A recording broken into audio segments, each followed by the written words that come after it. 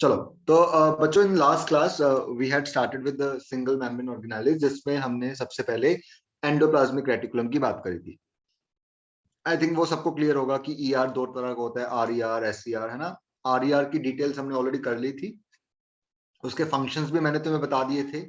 अब उसके बाद मैंने तुम्हें एस सी आर के बारे में बताया था, और हमने एस सी आर के फंक्शंस पे छोड़ दिया था, जहां से आगे हमने आज कंटिन्यू करना है। राइट, तो चलो टाइटल दो, फंक्शंस ऑफ एससीआर, जिसमें मैंने तुम्हें तीन हेडिंग्स दिलवाई थी। सबसे पहले वाज द डिटॉक्सिफिकेशन। सेकंड, चलो हम लोग सबसे पहले स्टार्ट कर रहे हैं डिटॉक्सिफिकेशन से। First function of SCR is detoxification. Detoxification, अब बच्चों आई थिंक सबको पता ही होगा डिटॉक्सिफिकेशन का मतलब क्या होता है, कि हार्मफुल कंपाउंड्स को, टॉक्सिक केमिकल्स को, है ना, जो भी चीजें खराब होती हैं बेसिकली, जो टॉक्सिक हो सकती हैं, हमारी बॉडी के लिए खराब हो सकती हैं, उनको डिग्रेड करना, उनको डिटॉक्सिफाई करना। बच्चों हमारी बॉडी में देखो, जो डिटॉक्सिफिकेशन का जो सेंटर है, जो ऑर्गन है मेन, वो क्या है? लिवर है। हमारी बॉडी में जो डिटॉक्सिफिकेशन का जो मेन सेंटर है वो लिवर है, और लिवर के सेल्स को हम लोग क्या बोलते हैं? We call them as the hepatocytes. Liver cells are known as the hepatocytes. जो हिपेटोसाइट्स होते हैं, उनके अंदर एससीआर की अमाउंट जो होती है वो काफी ज्यादा होती है, और इसी एससीआर की हेल्प से जो हिपेटोसाइट्स हैं, वो ब्लड में आए हुए डिफरेंट केमिकल्स को, जो हमारी बॉडी को हार्म कर सकते हैं, उनको डिग्रेड करता है, उसको डिटॉक्सिफाई करता है एससीआर। अब बच्चों एससीआर के अंदर detoxify how does SCR detoxify? SCR जो है, एससीआर के अंदर कुछ पिगमेंट्स होते हैं या कुछ प्रोटीन्स होते हैं, जिसका उनमें से एक है साइटोक्रोम P450। साइटोक्रोम P450 करके सब्सटेंस होता है एससीआर के अंदर, हिपेटोसाइट्स के एससीआर के अंदर, जो बाहर से आए हुए हार्मफुल कंपाउंड्स को ऑक्सीडाइज करता है, उनको ऑक्सीडाइज करता रहता है और उनको ब्रेक डाउन करता रहता है। जब कोई सब्सटेंस टूट गया तो उसका टॉक्सिक इफेक्ट जो है वो अपने आप नलीफाई हो जाएगा, न्यूट्रलाइज हो जाएगा। तो इस तरीके से एससीआर का जो एक मेन फंक्शन है, जो मेजर फंक्शन है, वो हार्मफुल कंपाउंड्स की डिटॉक्सिफिकेशन करना होता है। इसलिए जो लिवर के सेल्स होते हैं, उनके अंदर एससीआर की अमाउंट काफी ज्यादा होती है। और बच्चों डिफरेंट हार्मफुल कंपाउंड्स जो हमारी बॉडी में फूड के थ्रू, है ना, एंटर करते रहते हैं हमारी बॉडी के अंदर, उनको हम लोग बोलते हैं जीनोबायोटिक्स। वो डिफरेंट केमिकल्स जो हमारी बॉडी को डैमेज कर सकते हैं, हमारी बॉडी के लिए हार्मफुल हो सकते हैं, उनको हम लोग जीनोबायोटिक्स बोलते हैं। तो एससीआर जो होता है, हिपेटोसाइट्स का जो एससीआर होता है, वो इन जीनोबायोटिक्स को डिटॉक्सिफाई करता रहता है टाइम टू टाइम। राइट बच्चों, चलो write down. Number 1, detoxification. Detoxification, it is one of the main functions of SCR. It is one of the main functions of SCR.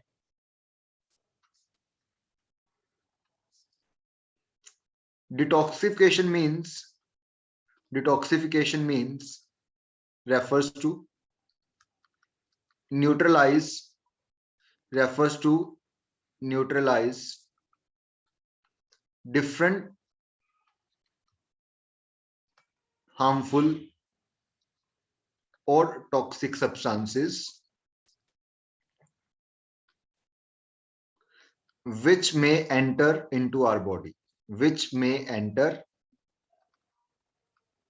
into our body. Right? For this purpose,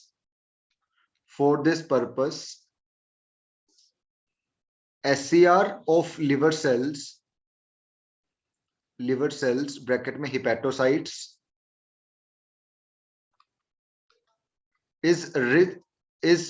contain cytochrome P450, which degrade different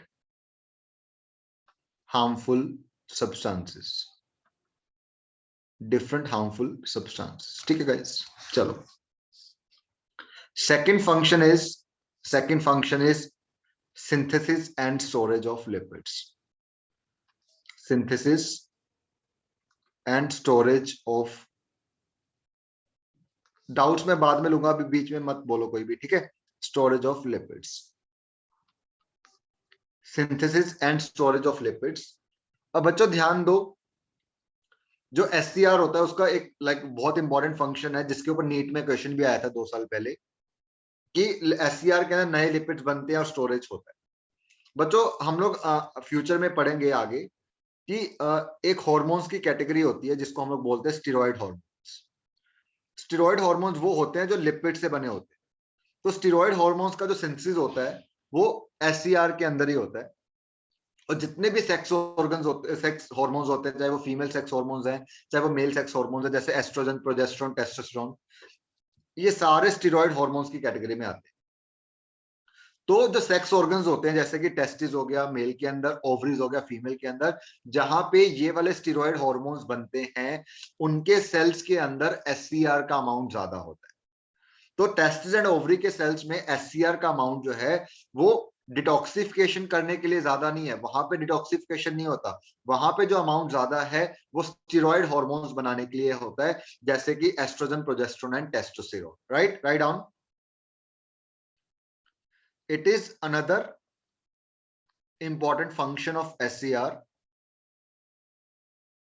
It is another important function of SCR. It is another important function of SCR. Various steroid hormones like estrogen, progesterone, testosterone are synthesized by SCR. Therefore, cells of sex organs are also rich in SCR. Therefore, cells of sex organs are also rich in SCR. That is the second function of SCR. उसके बाद third function जो है SCR का बच्चों, वो है storage of calcium. Storage of calcium बच्चों, हम लोग आगे अगेन ये भी टॉपिक आगे आएगा, जो मसल्स होते हैं, जो भी हमारे मसल्स होते हैं, उनके कॉन्ट्रैक्शन के लिए क्या चाहिए होता है? कैल्शियम आयंस चाहिए होता है। तो मसल के जो सेल्स होते हैं वो कैल्शियम जो है अपने कैल्शियम को SCR के अंदर स्टोर करके रखते हैं। तो जब कॉन्ट्रैक्शन का टाइम आता है तो वो SCR जो होता है मसल्स का, वो उस कैल्शियम को रिलीज कर देता है और मसल की कॉन्ट्रैक्शन करवा देता है। तो सारे SCR में कैल्शियम स्टोर नहीं होता, सिर्फ मसल्स के SCR के अंदर कैल्शियम जो है वो स्टोर होता है। राइट, और मसल्स का जो SCR होता है उसको हम लोग सार्कोप्लाज्मिक रेटिकुलम बोलते हैं। Write down. In muscle cells SCR is also known as sarcoplasmic reticulum. Sarcoplasmic reticulum is also known as a sarcoplasmic reticulum.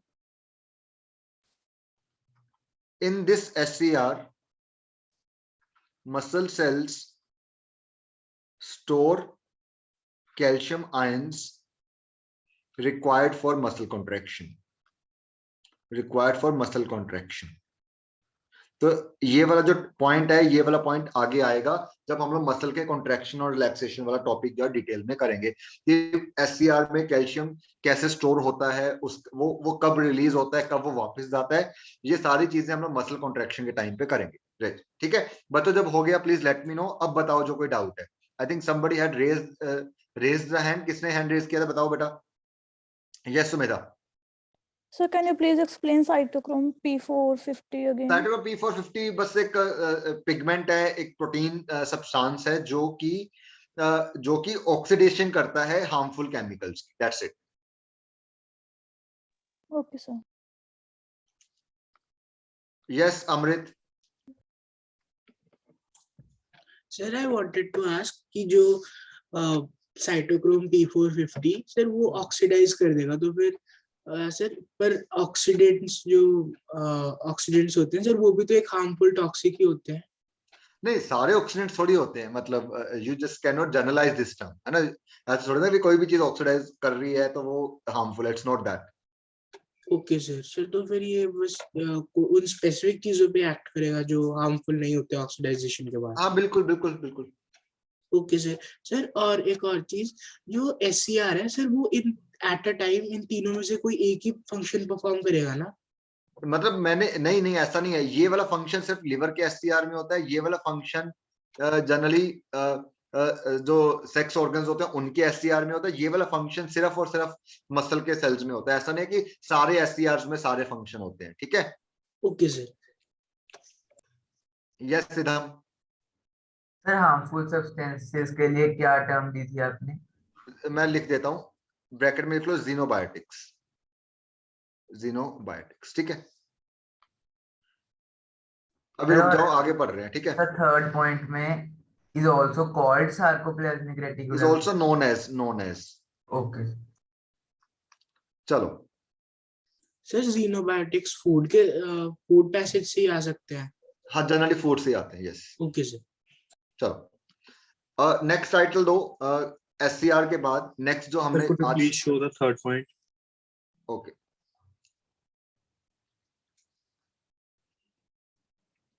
Thank you, sir. Okay चलो, अब नेक्स्ट टाइटल दो। नेक्स्ट जो ऑर्गेनाली हम लोग कर रहे हैं that is a Golgi, Golgi complex. बच्चों अगेन गोल्जी कॉम्प्लेक्स जो है ये काफी इंपॉर्टेंट ऑर्गेनाली है, सिंगल मेम्ब्रेन बाउंड ऑर्गेनाली है। इसको डाल्टन्स कॉम्प्लेक्स भी बोलते हैं, इसको गोल्जी कॉम्प्लेक्स भी बोलते हैं। डाल्टन्स कॉम्प्लेक्स इसलिए बोलते हैं बिकॉज सबसे पहले इसकी प्रेजेंस को डाल्टन ने रिपोर्ट किया था, लेकिन इसकी स्ट्रक्चर को कैमिलियो गोल्जी ने डिस्क्राइब किया था, इसलिए इसको गोल्जी कॉम्प्लेक्स का नाम दिया गया, बट इसको डाल्टन्स कॉम्प्लेक्स भी बोलते हैं, right. It is a single membrane bound organelle, it is a single membrane bound organelle found in both plant cells and animal cells, found in both plant cells as well as animal cells, as well as animal cells. It is also known as Dalton's complex,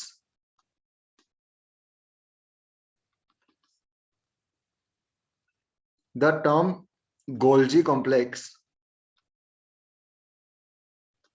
is given after the name of a scientist, given after the name of the scientist that Camillo Golgi, who described its structure, who described its structure, who described its structure, right बच्चों। Third एक और next point, plants के अंदर, plant cells के अंदर इसको dictyosome भी बोलते हैं। In plant cells it is also known as dictyosome, it is also known as dictyosome, ठीक है गाइस। अब हम लोग इसके बाद गोल्जी का स्ट्रक्चर बनाएंगे, ठीक है। Yes Ashwika. In plant cells it is also known as a dictyosome, then we will be drawing the structure of Golgi now. हो गया, चलें आगे। done everyone? हाँ, Yes. सर गोल्जी का डिस्कवरर कौन बोलेंगे? डाल्टन की? डाल्टन। चलो next title low, structure of Golgi. Sir, in plants it is also called dictyosome. Yes, structure of Golgi. तो बच्चों मेरे साथ साथ स्ट्रक्चर बनाओ गोल्जी कॉम्प्लेक्स का।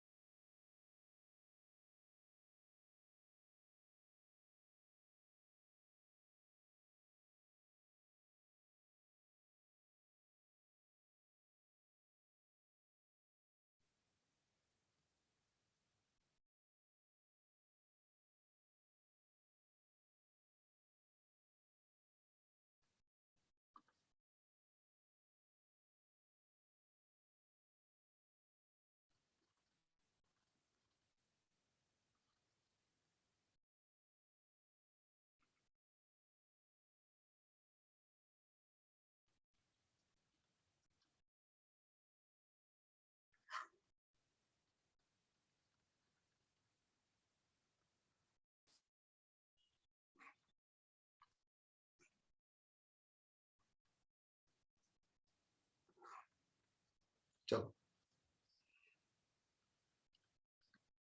अब बच्चों जो गोल्जी का स्ट्रक्चर होता है वो ईआर की तरह ही होता है। जैसे ईआर के अंदर हमने करा था ना कि सिस्टर्ने होते हैं, टिब्यूल्स होते हैं, वेसिकल्स होते हैं, वैसे ही यहाँ पे भी मेन ट्यूब्स जो है बड़ी बड़ी वो सिस्टर्ने हैं, उनको इंटरकनेक्ट करने वाले टिब्यूल्स हैं, और साथ में यहाँ पे छोटे छोटे वेसिकल्स एसोसिएटेड होते हैं गोल्जी के साथ, राइट। अब बच्चों ये भी मैंने तुम्हें ऑलरेडी बताया हुआ कि गोल्जी के दो फेज होते हैं, one is cis phase, other is trans phase.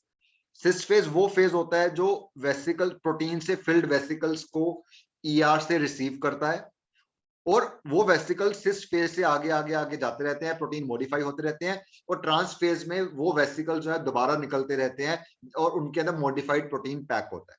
तो गोल्जी के दो फेज होते हैं, एक सिस और एक ट्रांस। सिस जो है वो रिसीविंग फेज होता है और ट्रांस जो है वो रिलीजिंग फेज होता है, राइट बच्चों। सिस फेज को हम लोग फॉर्मिंग फेज भी बोलते हैं, इसको फॉर्मिंग फेज भी बोलते हैं, और ट्रांस फेज को हम लोग मैच्योरिंग फेज भी बोलते हैं, राइट गाइस, ये तो हमें ऑलरेडी पता है। अब बच्चों एक और चीज ध्यान दो, गोल्जी एक ऐसी ऑर्गेनेली है, चलो मैं यहां पे ड्रॉ कर ही देता हूं ये चीज। गोल्जी एक ऐसी ऑर्गेनेली है जिसके आसपास जोन ऑफ एक्सक्लूजन होता है, जिसके आसपास जोन ऑफ एक्सक्लूजन होता है। जोन ऑफ एक्सक्लूजन का क्या मतलब है बच्चों? गोल्जी के आसपास का जो एरिया होता है, कुछ एरिया साइटोप्लाज्म का, वो बिल्कुल खाली होता है। खाली इन द सेंस कि उस एरिया के अंदर कोई भी और ऑर्गेनेली प्रेजेंट नहीं होती, वहां से सारी ऑर्गेनेलीज को एक्सक्लूड कर दिया गया है। तो that area, that particular area around Golgi जिसके अंदर कोई भी और ऑर्गेनेली प्रेजेंट नहीं होती, उसको हम लोग क्या बोलते हैं? जोन ऑफ एक्सक्लूजन बोलते हैं। अब why does Golgi require zone of exclusion? बच्चों गोल्जी के आसपास जोन ऑफ एक्सक्लूजन इसलिए होती है बिकॉज गोल्जी एक ऐसी ऑर्गेनेली है जिसके आसपास बहुत ट्रैफिक चलता है। बहुत ट्रैफिक किसका? वेसिकल्स का। ईआर से वेसिकल्स आती रहती हैं और सिस फेज की तरफ, और ट्रांस फेज से वेसिकल जो है निकलती रहती है। तो गोल्जी के आसपास लगातार ट्रैफिक चलता रहता है, वेसिकल्स आती रहती है, वेसिकल्स जाती रहती है, आती रहती जाती रहती है। तो उन वेसिकल्स की स्मूथ मूवमेंट के लिए, ताकि उनको कोई किसी भी तरीके का हिंड्रेंस क्रिएट ना हो उन वेसिकल्स की मूवमेंट में, तो नेचर ने गोल्जी के आसपास के कुछ एरिया को खाली कर दिया ताकि वेसिकल स्मूथली आती रहे और वेसिकल स्मूथली जाती रहे। That area around Golgi is known as zone of exclusion. समझ आ रहा है बच्चों जोन ऑफ एक्सक्लूजन क्या होता है? और गोल्जी के आसपास जोन ऑफ एक्सक्लूजन क्यों चाहिए?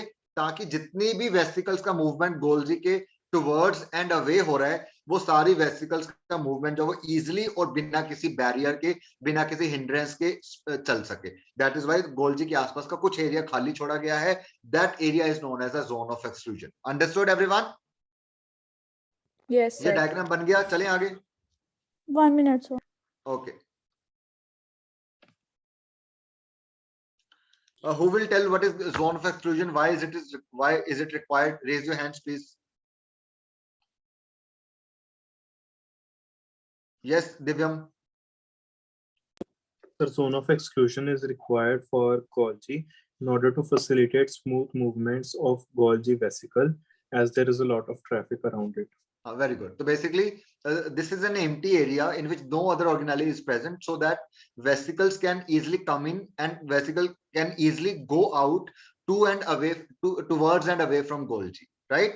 So to allow, to facilitate the smooth movement of these vesicles in and around Golgi, there is an area around Golgi which is known as a zone of exclusion, in which no other organelle is found. Got it everyone? Clear है सबको ये? Sir ये आप लिखवाओगे? हाँ मैं लिखवा रहा हूँ, चलो लिखो, सब कुछ लिखवा रहा हूँ। Write down. Like ER, Golgi also consists of number 1 cisternae, number 2 tubules, number 3 vesicle. तो इसके बारे में लिखने की जरूरत नहीं है, ये हम लोग ऑलरेडी लिख चुके हैं। उसके बाद गोल्जी इज ए, गोल्जी को हम लोग एक पोलराइज्ड ऑर्गेनेली बोलते हैं। पोलराइज्ड ऑर्गेनेली बोलते हैं। पोलराइज्ड ऑर्गेनेली का मतलब जिसके दो अलग अलग फेस है ना बच्चे? पोलर मॉलिक्यूल पता है ना, जिसके एक एंड पे पॉजिटिव चार्ज होता है, एक एंड पे नेगेटिव चार्ज होता है, जनरली उसको बोलते हैं। तो उसी तरह जिसके दो डिफरेंट एंड्स होते हैं किसी स्ट्रक्चर के, उसको हम लोग पोलराइज्ड ऑर्गेनेली बोल देते हैं। Golgi is a polarized organelle as it has two different faces, two as it has two different faces, that is cis phase and trans phase. Cis phase and trans phase. cis phase कौन सा होता है, receiving या releasing? Receiving. Receiving. Trans Receiving. कौन सा होता है, receiving या releasing? Releasing. Releasing. cis phase is a receiving phase.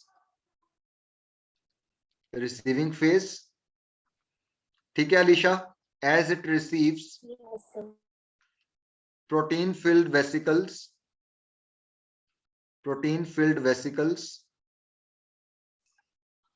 from RER, it is also known as forming phase. Trans phase is a releasing phase as it releases protein filled vesicles, as it releases modified protein filled vesicles. Modified protein filled vesicles, also Sir, known does as this polarization help in anything? समझ नहीं आया, दोबारा बोल. Sir, does this polarization help in receiving, or means how does it help? No, no, there is no kind of it's just a structure of Golgi, like with there has to, for every structure there has to be a separate entry and exit, है ना?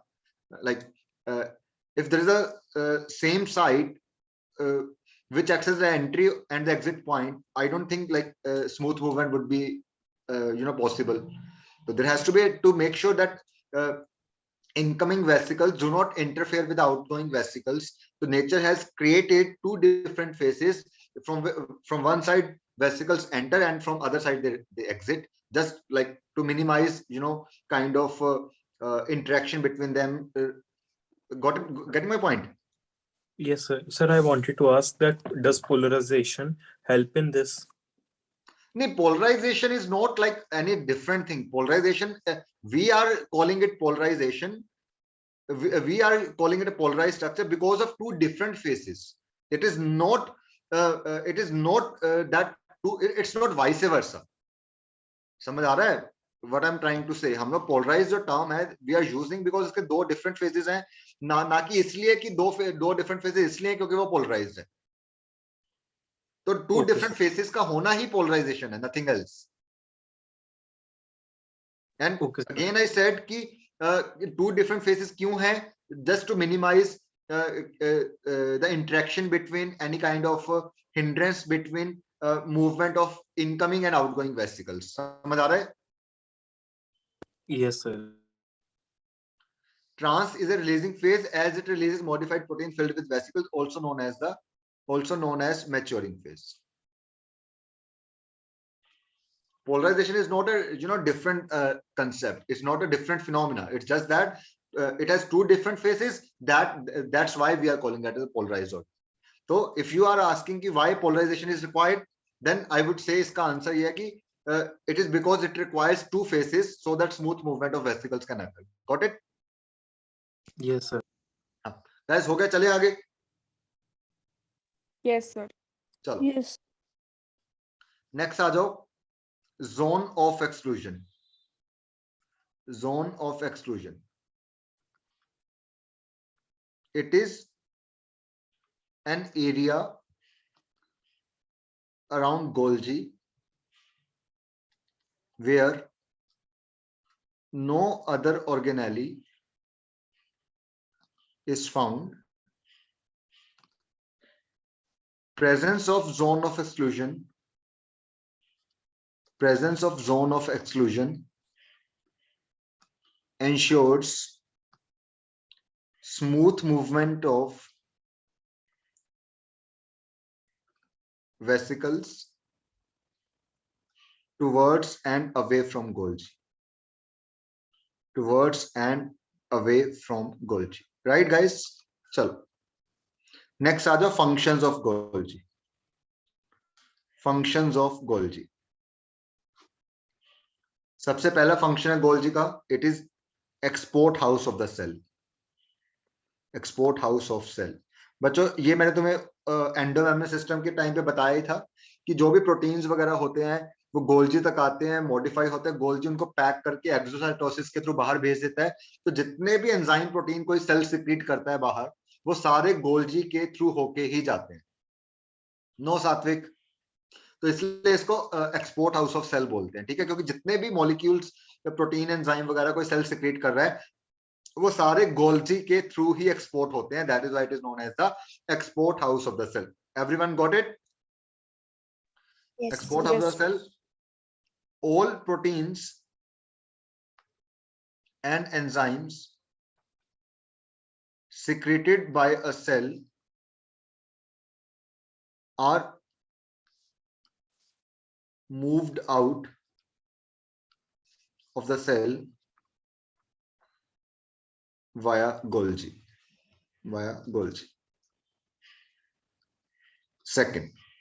Second जो है protein modification. बच्चों मैंने तुम्हें बताया था कि प्रोटीन गोल्जी का जो मेन मतलब गोल्जी जो मेन साइट है प्रोटीन मॉडिफिकेशन की। जितने भी प्रोटीन्स होते हैं जो आरईआर में बनते हैं, जिनको मॉडिफिकेशन चाहिए होता है, वो मॉडिफिकेशन स्टार्ट आरईआर में हो जाता है, लेकिन उसको कंप्लीट सारा का सारा जो है मेन मॉडिफिकेशन जब वो सारा कौन करेगा? गोल्जी करेगा। Golgi is the chief site of protein modification in a cell. ठीक है गाइस, जब हो गया मेरे को बता देना। Third function you already know that Golgi synthesises lysosome along with ER, है ना। ER में प्रोटीन्स बनते हैं, गोल्जी उनको मॉडिफाई करता है और अपने वेसिकल में पैक करके उसको क्या बना देता है?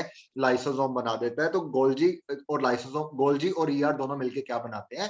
लाइसोसोम बनाते हैं। That is another function of Golgi. रुक जाओ, डाउट्स पे मैं आऊंगा अभी वापस। Done sir. Done everyone? चलो थर्ड फंक्शन। प्लीज एक मिनट सर दिखाना फिर से पिछला। डाउट्स रुक जाओ यार अभी 2-4 मिनट, ठीक है? Thank you sir. Okay. Golgi also synthesizes lysosome along with ER. Golgi also synthesizes lysosome along with ER. Fourth function, vitellogenesis. बच्चों तुम लोग आगे पढ़ोगे, मतलब बहुत सारे सेल्स के अंदर यॉक होता है। यॉक समझते हो? यॉक समझते हो गाइस? हाँ, यॉक क्या होता है? एग के अंदर फूड स्टोर करने वाला स्ट्रक्चर होता है। तो यॉक का जो फॉर्मेशन होता है ताकि उसके अंदर फूड स्टोर हो सके, वो भी कौन करवाता है? गोल्जी करवाता है। इसकी डिटेल्स वगैरह हम लोग 11th क्लास में करेंगे। It refers to the process of yolk formation in egg. It is also mediated by Golgi.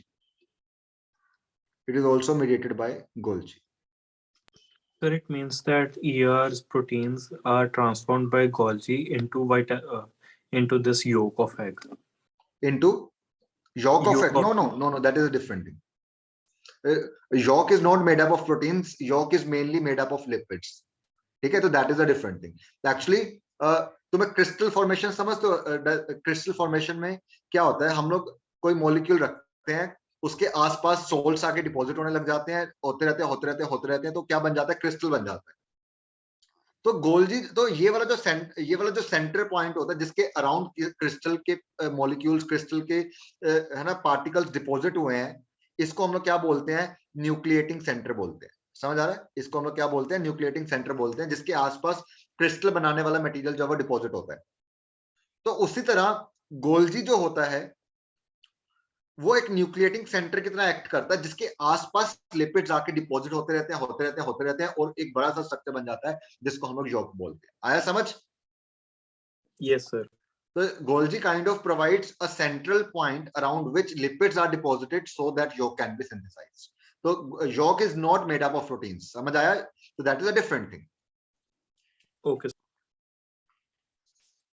उसके बाद जो बहुत इंपॉर्टेंट फंक्शन है गोल्जी का, वो है formation of acrosome. Formation of acrosome. बच्चों एक्रोसोम क्या होता है? जो स्पर्म होता है, अगर मैं स्पर्म का स्ट्रक्चर बनाऊं, लेट से स्पर्म का स्ट्रक्चर जो होता है वो इस टाइप का होता है. ये स्पर्म का स्ट्रक्चर होता है. ये स्पर्म का हेड होता है, ये उसका मिडिल पार्ट होता है और ये उसकी टेल होती है. यहाँ पे एक बड़ा सा न्यूक्लियस होता है और यहाँ पे एक स्ट्रक्चर प्रेजेंट होती है जिसको क्या बोला जाता है? एक्रोसोम बोला जाता है. समझ आ रहा है?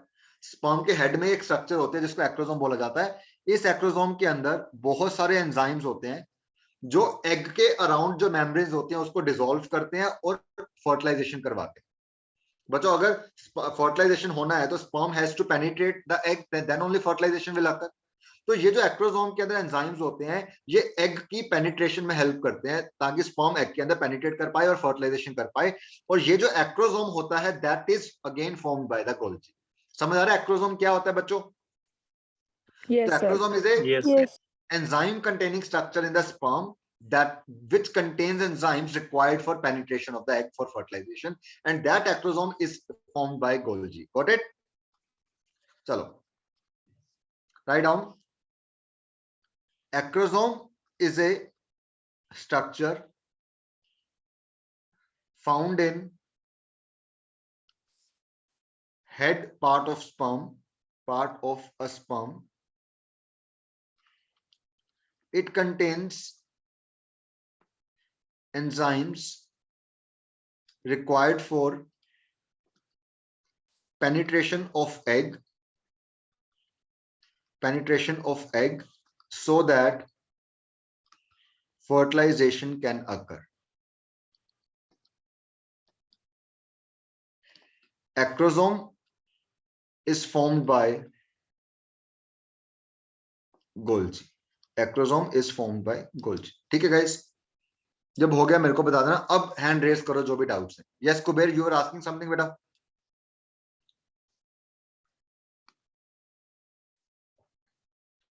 कुबेर कुछ डाउट था? यस सुमेधा बोल. Sir, if proteins and enzymes are to be transported within the cell, then it will be transported by Golgi or by directly Both. the cytoplasm? No, they are transported by ER, not by Golgi. Golgi is required to transport proteins outside cell. Inside cell, transport occurs via cytoplasm, via cytosol, or via ER. Okay, sir. Yes, Arnav. Sir मैंने ये पूछना है कि ये जो acrosome होता है ये लाइसोसोम होता है स्पर्म का? मतलब लाइसोसोम नहीं बोलेंगे because lysosome is altogether different organelle, but it functions like lysosome. Got it? Yes sir.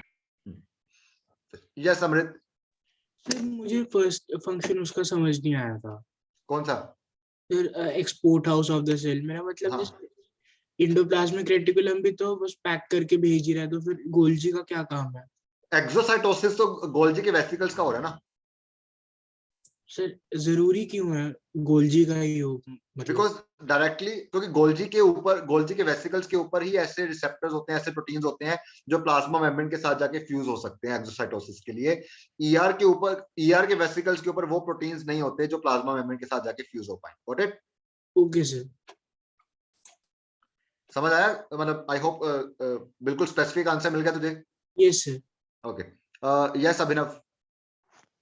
Sir 9th में था कि जो गोल्जी है वो सेल मेम्ब्रेन और सेल वॉल भी प्रोड्यूस करती है, मतलब हेल्प हाँ करती वो है. मैं लिखवा रहा हूँ अभी फंक्शन, वो ना तुम्हें सेल डिवीजन के टाइम पे आएगा. चलो राइट डाउन, राइट डाउन. बच्चों जब ये ना अभी तुम्हें समझ नहीं आएगा, जस्ट लिख लो गोल्जी का फंक्शन. ये सेल डिवीजन में समझ आएगा कि जो प्लांट सेल्स के अंदर जो नई सेल वॉल बनती है डिवीजन के टाइम पे, वो किससे बनती है? गोल्जी से बनती है. उसका एक पूरा मैकेनिज्म है जो हम लोग करते होते हैं, बट अभी तुम्हें वो समझ नहीं आएगा. But since we are doing Golgi, तो we just can not ignore that function, right? Sir 5th point एक बार दिखाना, मेरा 5th पॉइंट थोड़ा सा रह गया था. मैं यहाँ पे लिख देता हूँ 6th function. Golgi also gives rise to cell wall during plant cell division, ये मैं तुम्हें सेल डिवीजन के टाइम पे करवाऊंगा कैसे बनती है, ठीक है। सर हाँ जो गोल्ज में ट्यूब्यूल्स होता है, जो एयर में ट्यूब्यूल्स होता है, उनमें कोई डिफरेंस होता है एज सच? नहीं, बस नो ऐसा नहीं बोलेंगे, बस अंदर एंजाइम्स डिफरेंट होंगे, है ना, वो तो है। अगर सब कुछ ही सेम होगा फिर तो फंक्शन ही सेम हो जाएंगे ना, तो उसके स्ट्रक्चर दिखने में एक जैसा है बट उसके एंजाइम्स और इसके एंजाइम्स अलग होते हैं, ठीक है। Yes sir. चलो अब बच्चों गोल्जी के बाद सर मेरा 6 पॉइंट रह गया प्लीज। ओहो थोड़ा जल्दी लिख यार। यस अर्नव। सर मैंने ये पूछना था कि जैसे अगर कोई बहुत ही सिंपल सा प्रोटीन बनाना है सेल में, तो भी उसको ईआर के बाद गोल्जी से पास होना ही पड़ेगा? मैं देखो मैं बताता हूँ इस चीज में, चलो रुक जाओ अभी इस पे आंसर करता हूँ। हो गया, चलें आगे गाइस। Yes sir. चलो अब देखो यार, अर्नव ने पूछा कि क्या मतलब, Arnav asked basically is every protein required to pass through Golgi? That is what your question is, Arnav, isn't it? Yes sir. अब देखो यार, दो तरह के प्रोटीन्स होते हैं, मतलब लिखना नहीं है, just try to understand. There are two types of proteins. Number one, those which are, लिखना नहीं है, समझा रहा हूं बस, which are to be, which are secreted outside cell, which are secreted outside cell. Number two, those which are required in the cell itself. In the cell itself, दो तरह के प्रोटीन्स होते हैं, एक जो सेल ने सिक्रीट करने हैं, दूसरे जो सेल को खुद को चाहिए। या फिर third, those proteins or enzymes required in lysosome, required in lysosome। अब बच्चों फर्स्ट और थर्ड कैटेगरी वाले जो प्रोटीन्स होते हैं, ये प्रोटीन और ये प्रोटीन, ये कौन बनाता है? आरईआर। ये भी आरईआर पे बनते हैं, ये भी आरईआर पे बनते हैं।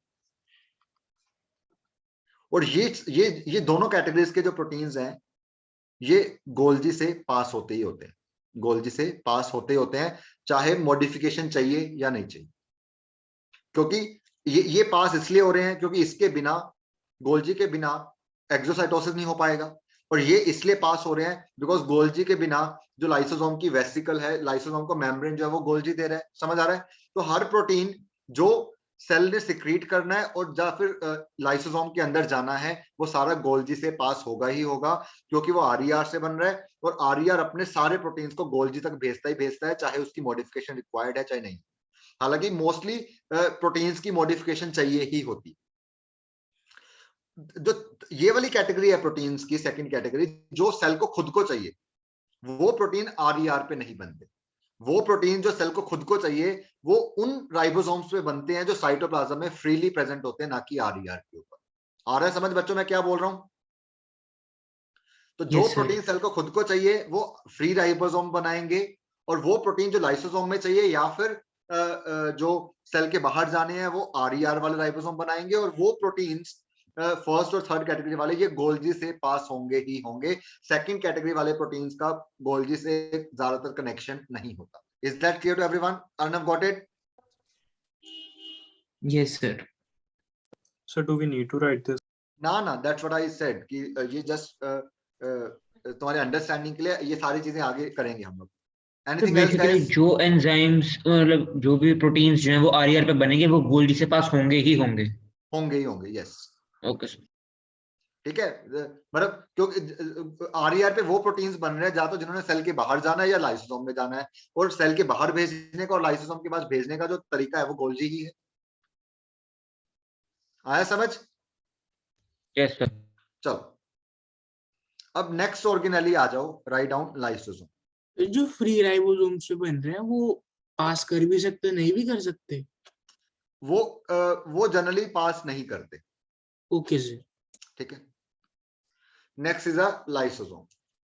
लाइसोसोम बच्चों, लाइसोसोम भी जो है again single membrane bound organelle है ना। ये सिर्फ एनिमल, ये प्लांट सेल्स में नहीं होती। लाइसोसोम जो ऑर्गेनेली है बच्चों, ध्यान दो, लाइसोसोम जो ऑर्गेनेली है, जो वर्ड लाइसोसोम है वो कहां से आता है? लाइसिस से आता है। लाइसोसोम वर्ड कहां से आता है? लाइसिस से आता है। और लाइसिस का मतलब क्या होता है? Break down. तो बच्चों ये एक ऐसी ऑर्गेनेली है जिसके अंदर अराउंड 50 टाइप्स के डिफरेंट एंजाइम्स होते हैं जो डिफरेंट डिफरेंट सब्सटेंसेस का ब्रेक डाउन करते हैं, कार्बोहाइड्रेट्स का, लिपिड्स का, प्रोटीन्स का, न्यूक्लिक एसिड्स का, सबका ब्रेक डाउन करने वाले इसके अंदर क्या होते हैं, सब्सटेंसेस होते हैं। इसलिए इस ऑर्गेनेली को हम लोग क्या बोलते हैं, लाइसोसोम बोलते हैं। और ये जो ऑर्गेनेली है मैंने बताया ये एक एंजाइम रिच ऑर्गेनेली है जिसके अंदर जो एंजाइम्स हैं वो बनाए किसने हैं, आरईआर ने, मॉडिफाई किसने किया है, गोल्जी ने, और इसके ऊपर जो मेम्ब्रेन है वो कहां से आई है, वो गोल्जी से आई है। तो इसलिए हम लोग बोलते हैं कि लाइसोसोम का जो फॉर्मेशन है वो गोल्जी और आरईआर दोनों के कंट्रीब्यूशन से होता है। Right, right down.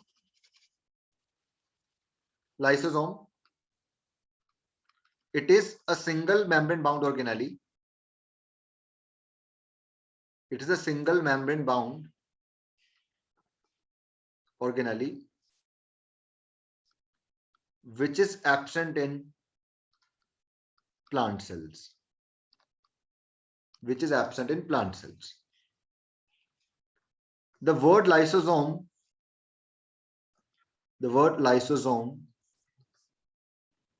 comes from lysis, which means breakdown, which means breakdown. It is an organelle which contains around 50 types of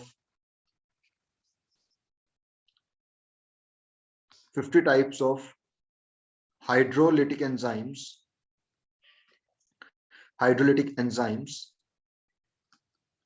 which break down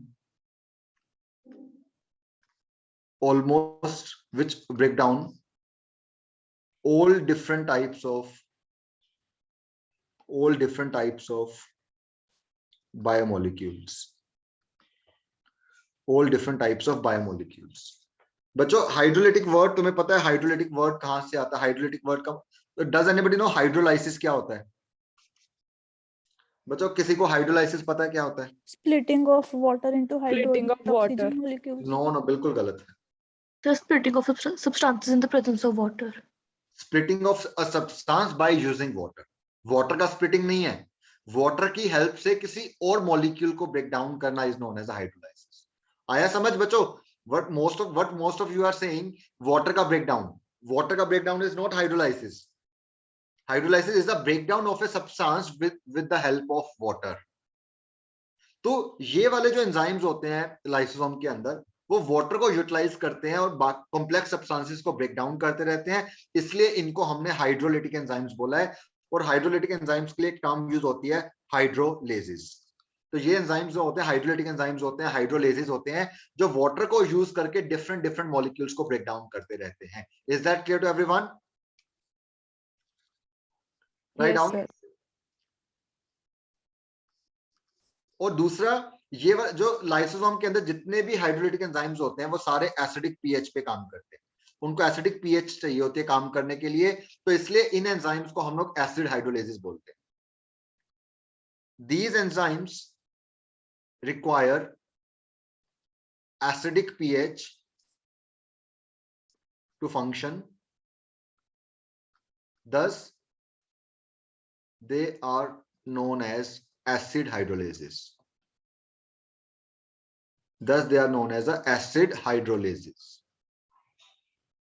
acid term क्यों यूज करी? क्योंकि एसिडिक पीएच चाहिए। Hydrolysis term क्यों use करी? Because they perform hydrolysis. What do you mean by hydrolysis? Hydrolysis का मतलब है water के एडिशन से कॉम्प्लेक्स मॉलिक्यूल्स को ब्रेक डाउन कर। Got it everyone? Please do let me know when done. Done sir. Sir last word क्या है? Acid. Last word क्या है? Acid hydrolysis.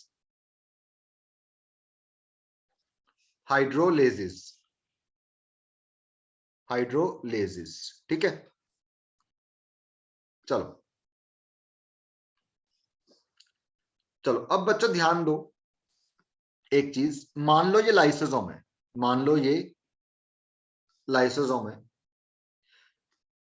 ये ध्यान दो एक चीज समझनी है मैं क्या बोल रहा हूं। ये लाइसोसोम है, ये एक सेल है, ये साइटोप्लाज्म है बच्चों। साइटोप्लाज्म का जो पीएच है ना वो अराउंड 7 के आसपास होता है, 7 से थोड़ा सा कम होता है बट 7 के आसपास ही होता है। और जो ये लाइसोसोम है इसके अंदर का पीएच क्या होता है, एसिडिक होता है। बच्चों तुम्हें पता है एसिडिक पीएच जो है वो प्रोटॉन्स के कारण होता है, जितने ज्यादा प्रोटॉन्स होंगे उतना पीएच एसिडिक होगा, पता है ये तुम्हें? Yes sir. यस गाइस किस किस को पता है ये चीज की पीएच क्या होती है और पीएच जो है प्रोटॉन्स के कारण एसिडिक होती है? आई थिंक ये तो पता होगा, 9th-10th में आ जाता है मोस्टली। लास्ट क्लास में करवाया था धीरज सर ने। ओके ओके ठीक है, बस ठीक है फिर तो। हाँ तो जितने, ये केमिस्ट्री का टॉपिक है बेसिकली, जितने ज्यादा प्रोटॉन्स उतना ज्यादा एसिडिक पीएच। तो बच्चों साइटोप्लाज्म में पीएच क्योंकि 7 के आसपास होता है, न्यूट्रल पीएच के आसपास होता है, तो साइटोप्लाज्म में प्रोटॉन्स का कॉन्सेंट्रेशन कम होता है और लाइसोसोम के अंदर प्रोटॉन्स का कॉन्सेंट्रेशन ज्यादा होता है ताकि उसके अंदर की पीएच जो है वो क्या हो सके, ज्यादा हो सके। तो बच्चों लाइसोसोम के अंदर प्रोटॉन्स को इकट्ठा करने के लिए, लाइसोसोम के अंदर प्रोटॉन्स को इकट्ठा करने के लिए जो लाइसोसोम की मेम्ब्रेन होती है उसके ऊपर प्रोटॉन्स पंप्स होते हैं, उसके ऊपर प्रोटॉन्स पंप्स होते हैं जो कि साइटोप्लाज्म से प्रोटॉन्स उठा उठा के अंदर पंप करते रहते हैं और अंदर इसको क्या करते रहते हैं, एसिडिक बनाते रहते हैं ताकि अंदर वाले एंजाइम्स अपना काम कर सके। समझ आ रहा है? मैं मतलब मैं तुम्हें ये बता रहा हूं कि लाइसोसोम का पीएच एसिडिक कैसे होता है। लाइसोसोम के पीएच को एसिडिक बनाने के लिए लाइसोसोम की मेम्ब्रेन के ऊपर बहुत सारे प्रोटॉन पंप्स होते हैं जो कि साइटोप्लाज्म से प्रोटॉन उठा उठा के अंदर डंप करते रहते हैं लाइसोसोम के और उसकी पीएच को एसिडिक बनाते रहते हैं ताकि अंदर वाले एंजाइम्स जो है वो अपना प्रॉपर काम कर सके। Is that clear to everyone? और बच्चों पंप टर्म कहां पे यूज होती है, जहां पे एक्टिव ट्रांसपोर्ट है या पैसिव ट्रांसपोर्ट होता है? एक्टिव। एक्टिव ट्रांसपोर्ट होता है। तो बाहर प्रोटॉन कम है अंदर ज्यादा है, तो अगेंस्ट ग्रेडियंट प्रोटॉन मूव कर रहे हैं, तो अगेंस्ट ग्रेडियंट प्रोटॉन्स को मूव करवाने के लिए एक्टिव ट्रांसपोर्ट होगा या पैसिव होगा? Energy active. एक्टिव होगा, तो इसलिए यहाँ पे टर्म पंप यूज कर रहे हैं। Got it everyone? Yes sir. Yes Sumedha बोलो। सर अगर सभी प्रोटॉन्स एक जगह पर कंसंट्रेट हो जाएंगे तो एक टाइम के बाद तो साइटोप्लाज्म एल्कलीन नहीं हो जाएगा?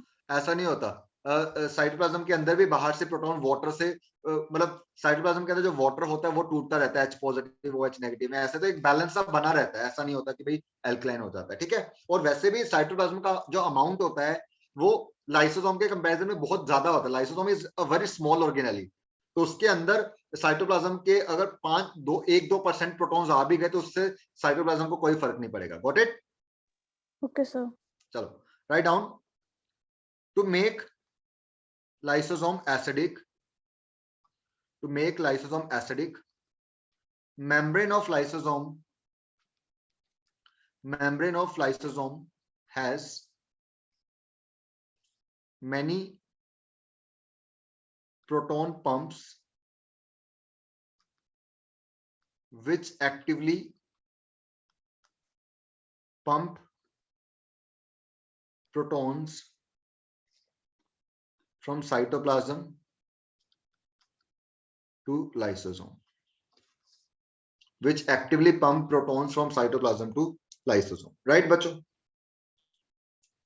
चलो आगे।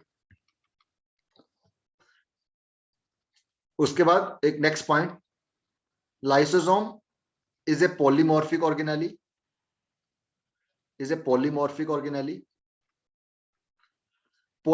ऑर्गेनेली का मतलब जिसके मल्टीपल स्ट्रक्चर्स होते हैं, मल्टीपल फॉर्म्स होती हैं, वो मैं बताऊंगा कौन कौन सी। That is it exist in multiple forms as follow. यहां पे हम लोग एक डायग्राम बनाएंगे। That is it exist in multiple forms as follow. तो लाइसोसोम एक पॉलीमॉर्फिक ऑर्गेनेली है। पॉलीमॉर्फिक का मतलब जिसकी मल्टीपल फॉर्म्स होती हैं, वो मैं तुम्हें अभी बताऊंगा कौन कौन सी फॉर्म्स होती हैं। राइट चलें आगे। Done everyone? Yes sir. चलो अब मेरे साथ एक डायग्राम बनाओ।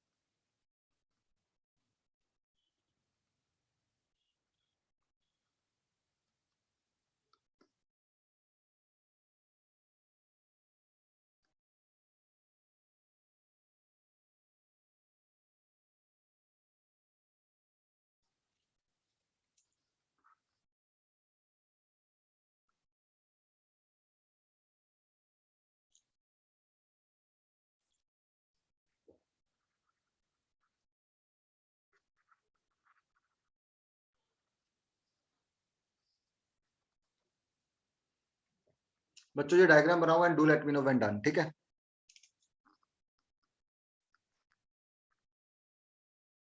सर वो हेट्रोफैगोसोम यस, है। That is heterophagosome, हेट्रोफैगोसोम।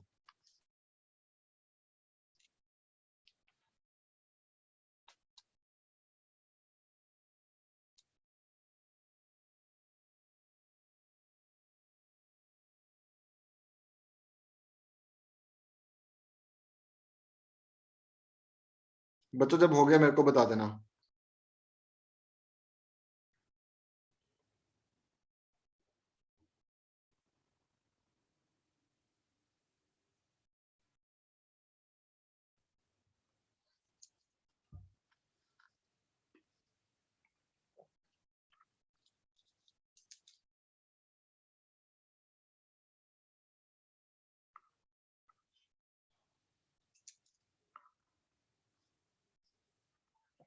हो गया गाइस, चलें आगे, चलो। Sir, अब देखो please यार, wait. So okay just a okay minute. Okay.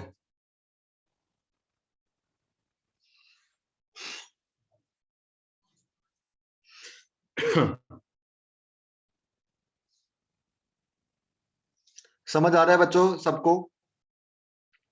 मतलब बिलीव मी, ऑफलाइन में तो बहुत ही मजा आता है यार मतलब बायो पढ़ने में, मतलब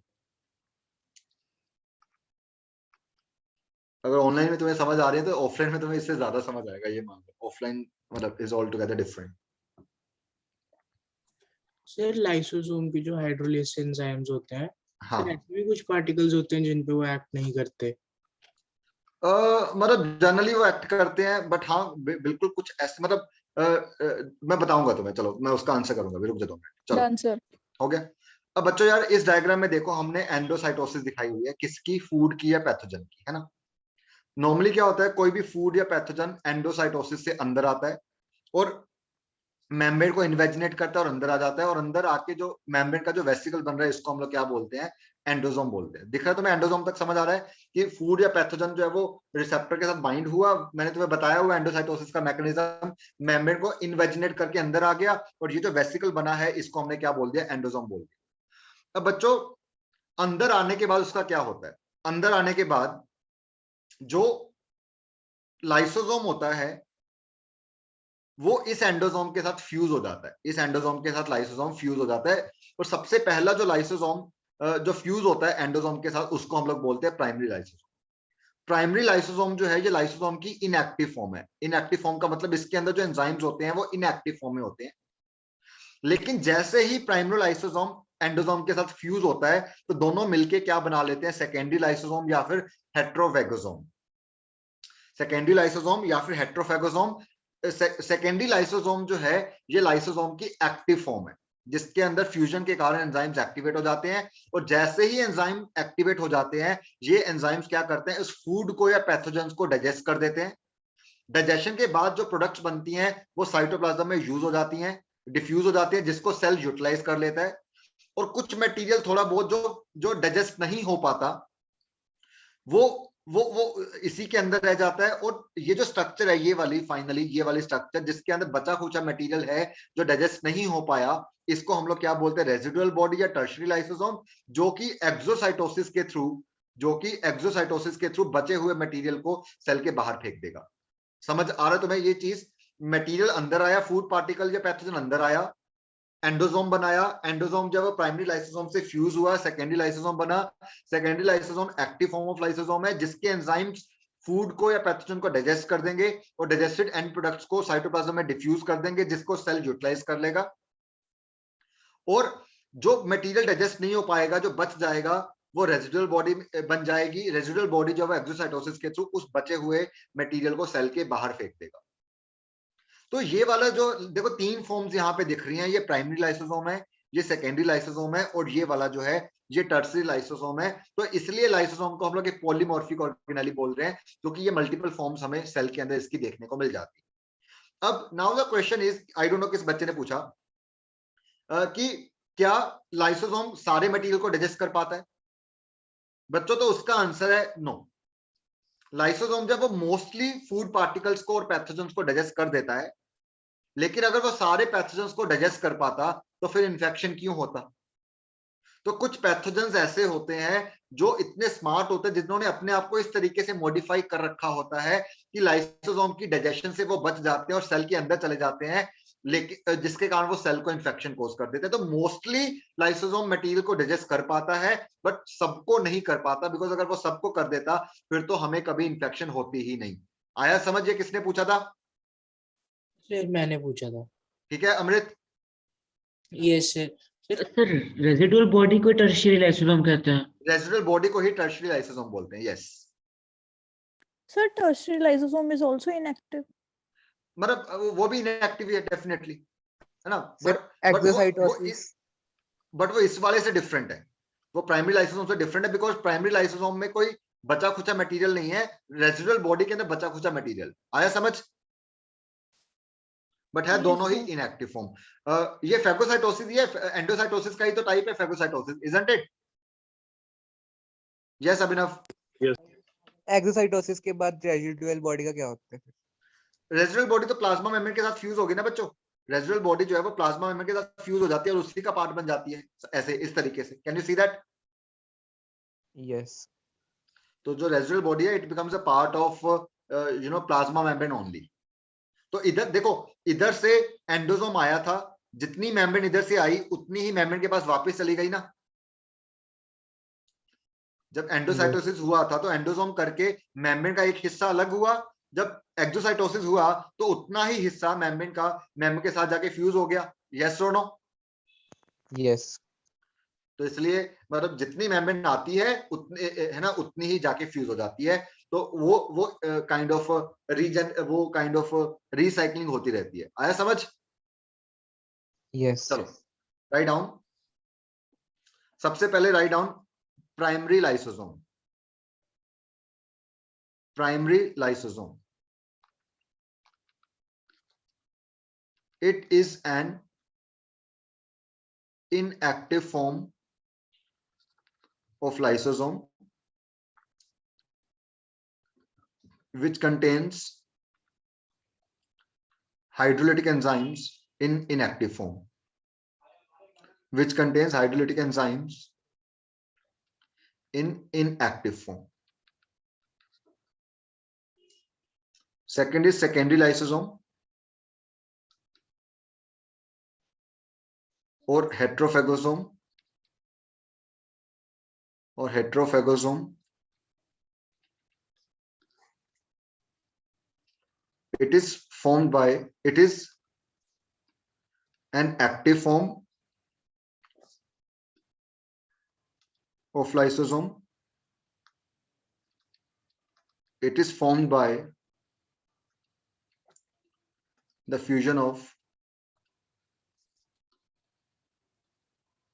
primary lysosome with, it is formed by the fusion of primary lysosome with endosome. It causes digestion of food particles or pathogens which enter a cell via endocytosis. ठीक है गाइस, जब हो गया मेरे को बता देना।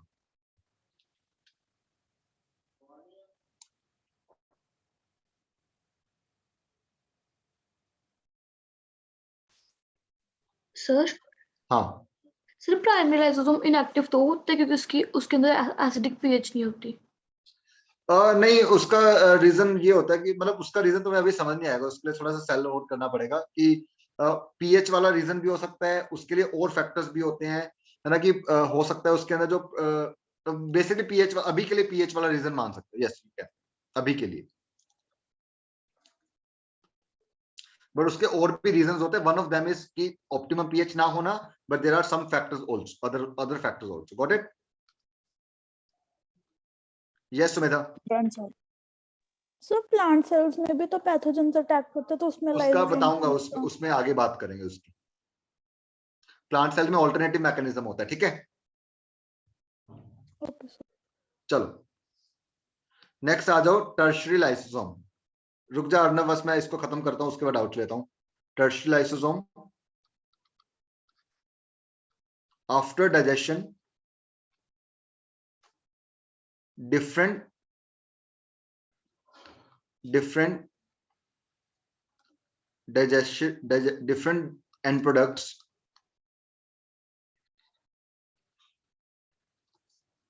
diffuse out into cytoplasm,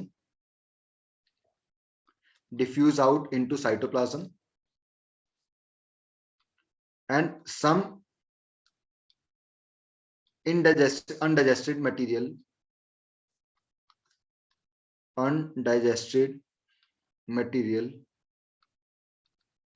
remains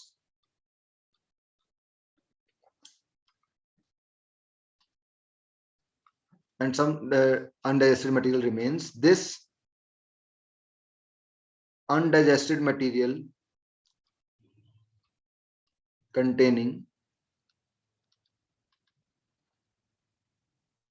lysosome is known as residual body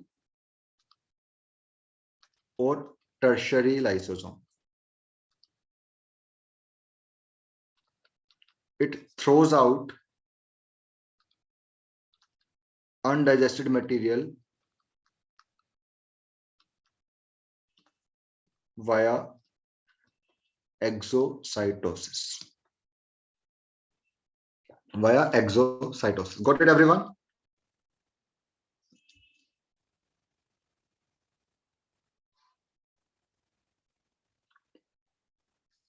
हाँ, अब बताओ क्या डाउट्स हैं? यस अर्नव. सर जो ह्यूमन WBC होता है और सिंपल सेल है, उसमें लाइसोसोम के पावर का फर्क होता है या कुछ और डिफरेंस होता है? बस जो WBCs होते हैं उनके अंदर यू कैन से कि लाइसोसोम्स जो होते हैं वो ज्यादा एक्टिव होते हैं, ज्यादा नंबर में होते हैं, है ना? यस. Okay sir. ज्यादा मतलब ज्यादा लाइसोसोम्स होते हैं जिसके कारण उनकी जो किलिंग कैपेसिटी होती है वो ज्यादा होती है. और दूसरा सारे WBCs जो वो लाइसोसोम के थ्रू नहीं मारते, उनको अलग अलग WBCs के अंदर पैथोजेंस को मारने के अलग अलग मैकेनिज्म होते हैं. कई WBCs जो एंटीबॉडीज बनाते हैं, है ना, कई फेगोसाइटोसिस करते हैं, है ना, कई परफोरिन प्रोटीन सिक्रीट करते हैं, वो हम लोग इम्यून सिस्टम के अंदर करेंगे. But that is not the only mechanism to kill pathogens. Got it? Yes sir. Yes Alisha. Digest food, तो जो फूड होता है उसके न्यूट्रिएंट्स कहाँ जाते हैं, मतलब कैसे जाते हैं? That's what I said ना कि जो न्यूट्रिएंट डिफ्यूज हो रहे हैं वो कहाँ, ये जो एंड प्रोडक्ट्स हैं ये न्यूट्रिएंट्स ही तो हैं जो साइटोप्लाज्म में जा रही हैं. ये जो एरोस दिखाए हैं हमने, डाइजेस्टेड पार्टिकल्स डिफ्यूज आउट, ये न्यूट्रिएंट्स ही तो हैं. Got it? Yes Amrit. Could you please show the previous page? कौन सा? This one? Yes sir. हाँ अमृत बोल. सर जो लाइसोसोम जो कि सोसाइटल बैग की तरह भी एक्ट करेंगे, वो अभी रुक जाओ अभी. Okay sir. चलो, डन एवरीवन? चलो अब नेक्स्ट आ जाओ. ये फॉर्म्स कंप्लीट हो गई. नेक्स्ट एक अलग पॉइंट लिखो. Lysosome is also known as suicidal bag of a cell. बच्चों suicidal bag of a cell क्यों बोलते हैं? बिकॉज लाइसोसोम के अंदर देखो इतने सारे डाइजेस्टिव एंजाइम्स हैं. अगर बाय चांस गलती से या किसी बीमारी से किसी और रीजन से ये लाइसोसोम सेल के अंदर फट गया तो सारे डाइजेस्टिव एंजाइम्स बाहर आ जाएंगे और धीरे धीरे सेल के सारे मॉलिक्यूल्स को, सब चीजों को डाइजेस्ट कर देंगे. इसलिए इसको सुसाइडल बैग बोल रहे हैं, बिकॉज सेल अपने सुसाइड का जो मटेरियल है उसको साथ लेके घूम रहा है. अगर वो बाई चांस फट गया तो पूरा सेल जो वो डाइजेस्ट हो जाएगा. आया समझ? Yes sir. Yes sir. Because if lysosome, Sir, could you please show the previous slide? एक second. Because if lysosome gets burst in a cell, all the entire cell will get digested. ठीक है?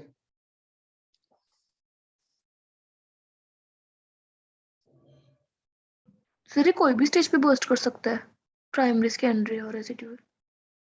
हाँ हाँ, generally मतलब primary stage पे ही burst करता है, और प्राइमरी स्टेज के जो एंजाइम्स है बर्स्ट होने पे वो कुछ एंजाइम्स एक्टिव हो जाते हैं, है ना, मतलब कुछ कंडीशंस के कारण, तो वो सेल को डाइजेस्ट कर देते हैं। बट जनरली सेकेंडरी पे भी बर्स्ट कर सकता है, प्राइमरी पे भी कर सकता है। रेजिडुअल बॉडी के अंदर तो एंजाइम्स खत्म ही हो जाते हैं, तो जनरली जो बर्स्टिंग होती है वो प्राइमरी या सेकेंडरी फॉर्म में होती है। मैं सेकेंडरी फॉर्म में ज्यादा कॉमन होती है, ठीक है। एक्सक्यूज मी सर, हाँ सर जो सेकेंडरी लाइसोसोम है वो या फिर कोई भी लाइसोसोम है सर, उसे एक्टिव होने के लिए कोई भी फॉरेन बॉडी के साथ फ्यूज करना ही पड़ेगा। हाँ हाँ हाँ हाँ, क्योंकि उसका सिग्निफिकेंस ही वही है, ठीक है। Okay sir. मतलब कुछ सिग्नल्स होते हैं उसको एक्टिवेट करने के लिए। वो सिग्नल्स जो हैं जनरली वो तब आते हैं जब कोई फॉरेन बॉडी आती है। एक और बताऊंगा, एक और नेक्स्ट क्लास में चीज बताऊंगा कि एक और तरीका होता है उसके एक्टिवेट होने का, वो हम लोग फंक्शंस ऑफ लाइसोसोम में करें, ठीक है। नेक्स्ट टाइटल तो फंक्शंस ऑफ लाइसोसोम, ये हम लोग नेक्स्ट क्लास में करेंगे,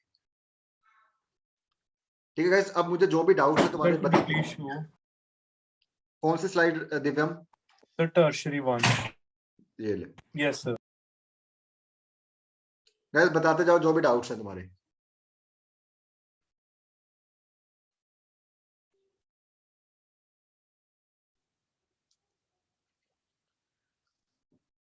ठीक है, तो जो फंक्शंस ऑफ लाइसोसोम वाला टॉपिक है वो हम लोग नेक्स्ट क्लास में कंटिन्यू करते हैं। वो बहुत ही इंटरेस्टिंग टॉपिक है, उसमें मैं तुम्हें एक नया मैकेनिज्म बताऊंगा। एपोप्टोसिस होता है, ऑटोफेजी होता है, कुछ नई नई टर्म्स है जो that you will come across. But अभी उन टर्म्स को करवाने के लिए सफिशिएंट टाइम नहीं है, बिकॉज वो एक पूरे कंप्लीट फिनोमिना है, तो उसको हम लोग नेक्स्ट क्लास में डिस्कस करेंगे। गाइस, कोई डाउट है, किसी ने पूछना है?